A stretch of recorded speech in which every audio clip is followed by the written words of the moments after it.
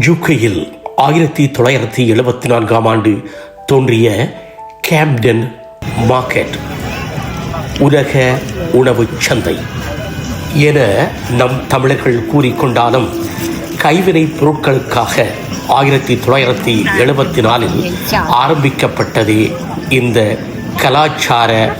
உலக கலாச்சார மையமே இது. பன்னாட்டு மக்களும் வருகின்றதனால் இங்கு நினைப்பது கிடைக்கும். இந்த வளைவோடு இருக்கின்ற இந்த அழகிய கட்டடத்தை பாருங்கள். நேராக கட்டச் சொன்னாலே எத்தனையோ குழப்பம் வந்துவிடுகின்றது. ஆனால் அழகிய கைவண்ணத்தில் எப்படி உருவாக்கி இருக்கின்றார்கள். இன்னொரு புறமும் அப்படியே.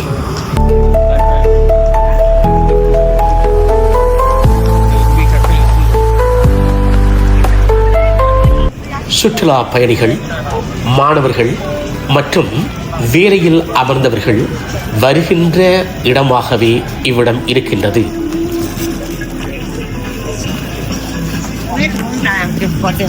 கேப்டன் மார்க்கெட் என்றால் உணவகங்கள், ஸ்ட்ரீட் ஃபுட், கைத்தறி ஆடைகள், ஆபரணங்கள் மற்றும் கைவினைப் பொருட்கள் ஒரே இடத்தில் காணக்கூடியதாக. சில நேரங்களில் பிரெஞ்சு நாட்டைச் சேர்ந்தவர்கள் கூட இங்கு உணவு சுவைத்து நண்பர்களுடன் உரையாடும் நேரமும் செலவிடுகின்றார்கள்.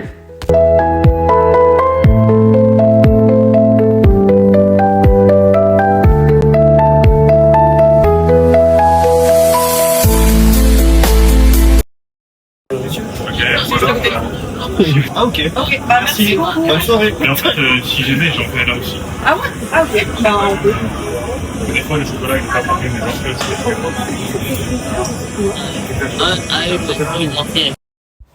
உலக உணவு சுவை இருக்கின்ற இடத்துல சாப்பிடுவதற்கு கொடுத்து வைக்கத்தான் வேண்டும்.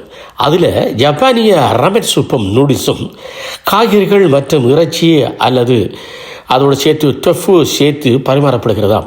இதை விட மெக்சிகோ என்ற பிரபலமான தக்கோஸ், தொரிலா முறைய உணவுகளும் கூட அதோட இறைச்சி, காய்கறி மற்றும் சோஸ்கள் எல்லாம் சேர்க்கப்படுகிறதாம்.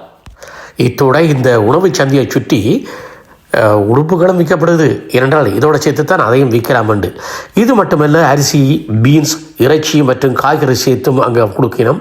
இது மட்டுமல்ல, பிட்சா, சீஸ், சோஸ், வெஜிடபிள் மற்றும் இறைச்சியில் பல வகையான இறைச்சிகள் இங்கே பரிமாறப்படுகிறது சொல்லப்படுகிறது.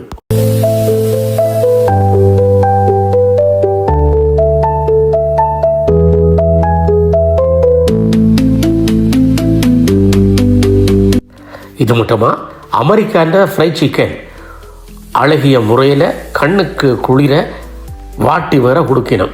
அப்போ பிறகு என்ன சந்தோஷம் வாங்கிறது சாப்பிட வேண்டியதா.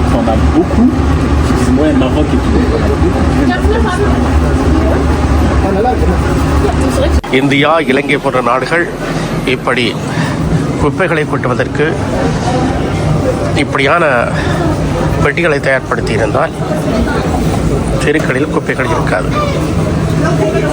அது மட்டுமல்ல, குப்பைகளை கண்டவுடன் இவ்விடத்திலே இருக்கின்ற இந்த தும்புத்தடிகளை இவர்கள் எடுத்து இந்த தெருக்களில் வருகின்றவர்கள் துப்புரவை கொள்வார்களாம். பாருங்கள் தெருவை. பல நாட்டு கலாச்சாரம் ஒன்றிணைஞ்சி இருக்கிற இந்த இடத்த இசை இல்லாமல் நாங்களும் கொஞ்சம் பார்த்து ரசிப்போம்.